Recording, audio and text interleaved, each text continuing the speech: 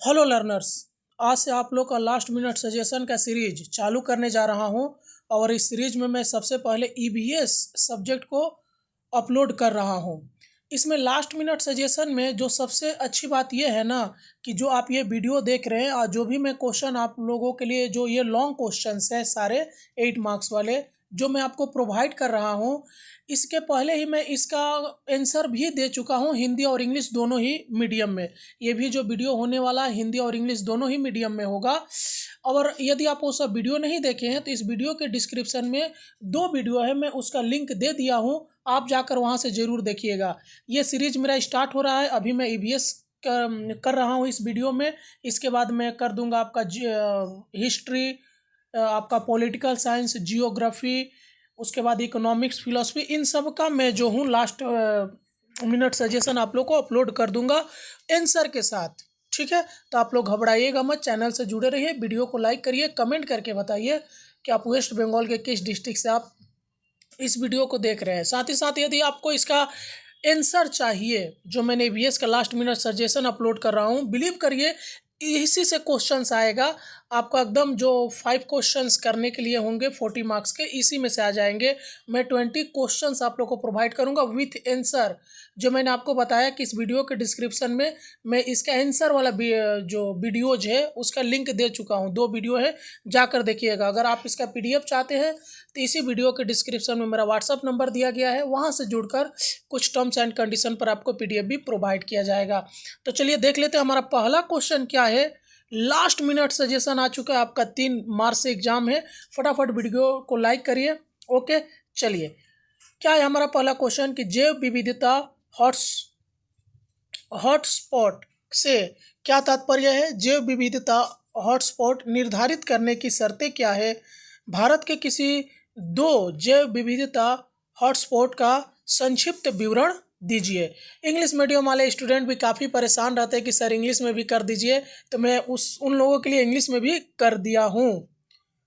देखिए क्या है क्वेश्चन कि what is meant by a biodiversity hotspot, what are the criteria for determining a biodiversity hotspot, provide a brief description of any 2 biodiversity hotspot in India. 2 number question, विभिन्न प्रकार की जैव विविधता का वर्णन कीजिए। अनुवांशिक इंजीनियरिंग से क्या तात्पर्य है, यानी describe the different type of biodiversity, what is meant bye genetic engineering. अगला हमारा इंपॉर्टेंट क्वेश्चन है आपके 2025 एग्जाम के लिए कि जैव विविधता के विनाश के कारण क्या है। मोस्ट इंपॉर्टेंट है, जैव विविधता संरक्षण में संयुक्त वन प्रबंधन की क्या भूमिका है, यानी what are the causes of biodiversity loss, what is the role of joint forest management in biodiversity conservation.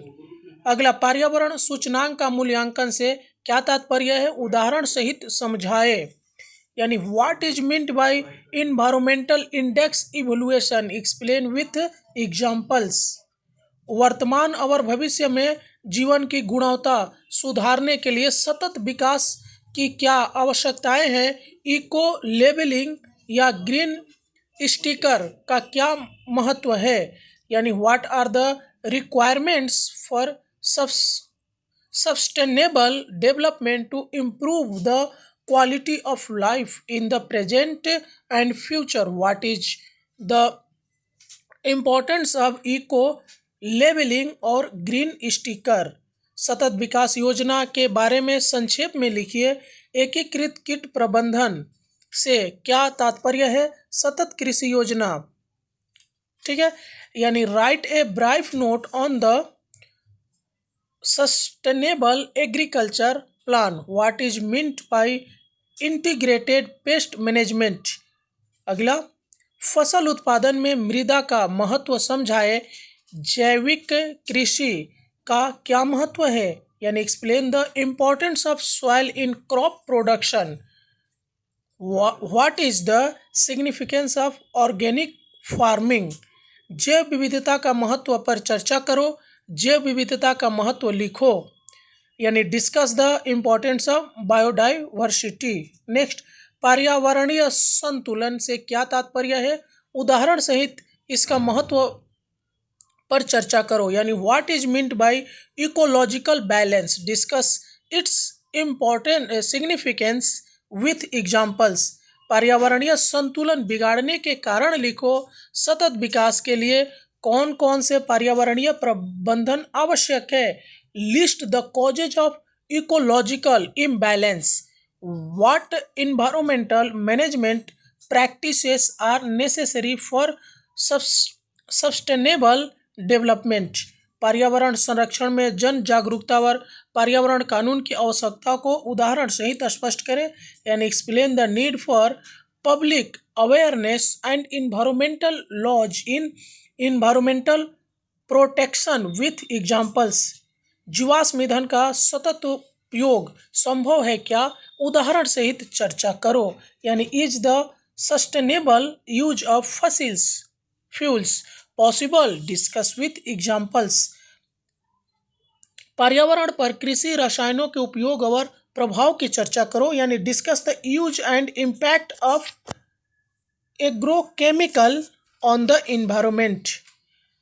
समेकित कीट प्रबंधन प्रणाली से क्या तात्पर्य है। संयुक्त वन प्रबंध किसे कहते हैं, यानी what is meant by integrated pest management system. What is joint forest management. जैव विविधता की पारिस्थितिकीय भूमिका से क्या तात्पर्य है। अनुकरण या मिमिक्री किसे कहते हैं। विभिन्न प्रकार की मिमिक्री पर चर्चा करो, यानी what is meant by the ecological role of biodiversity. What is mimicry, discuss different type of mimicry. बाघ आमतौर पे मनुष्यों के लिए हानिकारक हो सकता है, फिर भी इसका संरक्षण क्यों आवश्यक है। भारत को अन्य 17 मेगा डाइवर्सिटी देश में शामिल करने के क्या कारण है। जर्म प्लाज्म संरक्षण का क्या महत्व है। Tigers can sometimes be harmful to humans, yet why is there conservation necessary. Why is India included among the 17 mega diversity countries. What is the significance of germplasm conservation? Carbon व्यापार के बारे में जो जानते हो लिखो। 70 नंबर क्वेश्चन है हमारा। What you know about carbon trading. आर्द्रभूमि किसे कहते हैं। आर्द्रभूमि को प्राकृतिक वृक्क क्यों कहा जाता है। पर्यावरण में आर्द्रभूमि का महत्व स्पष्ट करो। ठीक है, अगला देख लीजिए आप लोग 18 नंबर, यानी what is meant by wetlands. Why are wetlands called natural kidneys. Explain the importance of wetlands in the environment. सतत विकास में गैर पारंपरिक ऊर्जा का क्या महत्व है, यानी what is the significance of non conventional energy in sustainable development. और लास्ट क्वेश्चन है हमारा, और अभी तक आप वीडियो को लाइक नहीं किए हैं तो लाइक करिए, अपने दोस्तों में शेयर करिए ताकि वो भी इसका बेनिफिट उठा सके। जैव उर्वरक किसे कहते हैं। जैव उर्वरकों का वर्गीकरण करो। जैव उर्वरक के रूप में बैक्टीरिया की भूमिका पर चर्चा करो। जैव उर्वरक क्या है, यानी what are bio fertilisers. Classify bio fertilisers. Discuss the role of bacteria as bio fertilisers. तो यहीं पर हमारा जो 20 मैंने EVS का इम्पोर्टेंट लॉन्ग क्वेश्चन दिया हूँ, बस आप इतना कर लीजिए, आपका जो लॉन्ग क्वेश्चन होगा इसके बाहर नहीं आएगा। चलिए मिलते हैं किसी और वीडियो में, तब तक के लिए जय हिंद।